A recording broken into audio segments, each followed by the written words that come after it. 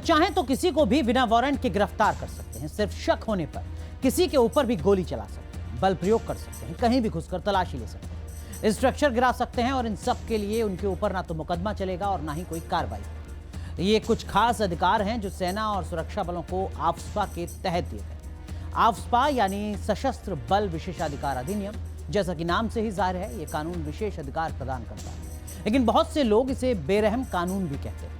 अब असम के मुख्यमंत्री हेमंत बिस्वा शर्मा ने इस कानून को लेकर बड़ा बयान दिया है। उन्होंने कहा कि हम 2023 के आखिर तक पूरे असम से आफ्स्पा को हटाने का लक्ष्य बना रहे हैं। नवंबर तक इसे पूरी तरह हटाया जा सकता है। शायद आपको अंदाजा ना हो कि ये बयान कितना बड़ा है, लेकिन पूर्वोत्तर के जो लोग पिछले 60 साल से इस कानून की मार झेल रहे हैं, उनके लिए ये मुंह मांगी मुराद पूरी होने जैसा है।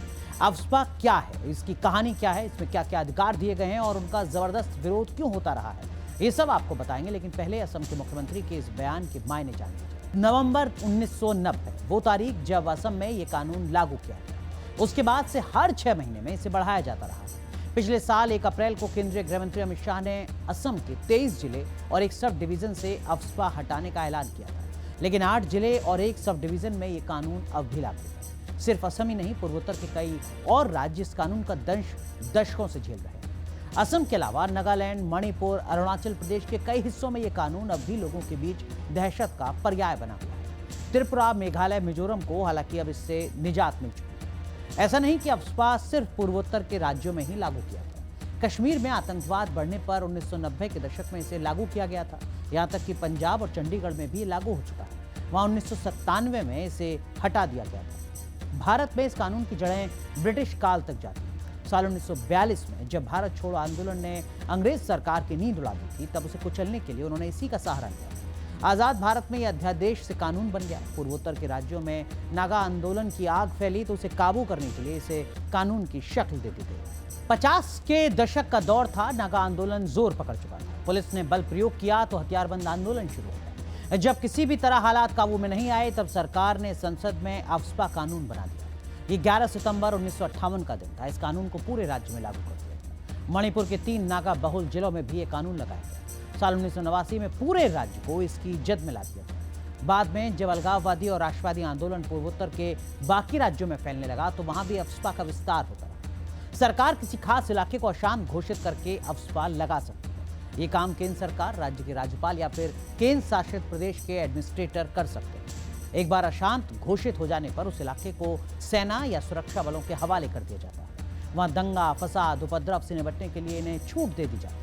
वो बिना वारंट गिरफ्तार कर सकते हैं, उचित संदेह के आधार पर गोली चला सकते हैं, किसी की जान ले सकते हैं, बल प्रयोग कर सकते हैं। इस कानून के तहत सुरक्षा बलों को कहीं पर भी, किसी भी वक्त घुसकर तलाशी लेने का अधिकार होता है। वो चाहे तो किसी अड्डे, ठिकाने या ढांचे को गिरा भी सकते हैं। कई मामलों में इस तरह के अधिकार असीमित होते हैं। सबसे बड़ी बात यह कि इस सब के लिए उनके ऊपर कोई कार्रवाई या मुकदमा तक नहीं किया जा सकता। कार्रवाई तभी हो सकती है जब पहले से सरकार से इजाजत ले ली जाए। इसी तरह के विशेषाधिकारों की वजह से कुछ लोग आफ्स्पा को जालिम कानून भी कहते हैं। लोग ऐसा क्यों कहते हैं, अब पूर्वोत्तर में इसके कुछ उदाहरण भी देख लीजिए। 6 दिसंबर का दिन था साल 2021। नागालैंड के मौन जिले में स्पेशल फोर्सेस की गोलीबारी में 14 लोग मारे गए। इनमें 6 कोयला मजदूर थे, बाकी गांव वाले थे जो घटना के बारे में सुनकर मौके पर पहुंचे थे।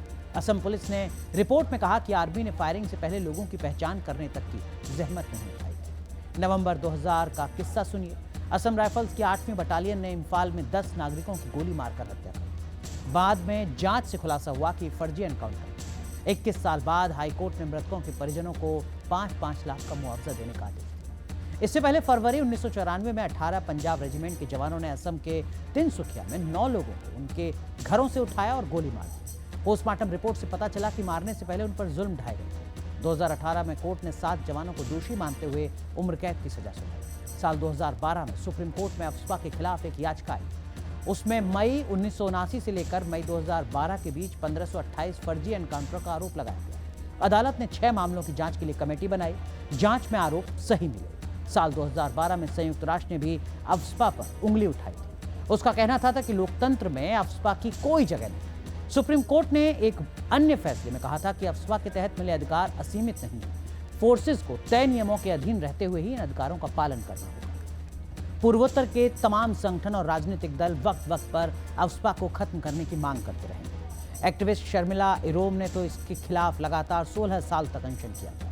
कानून के बढ़ते विरोध को देखते हुए 2004 में केंद्र ने इसकी समीक्षा के लिए 5 सदस्यों की समिति बनाई।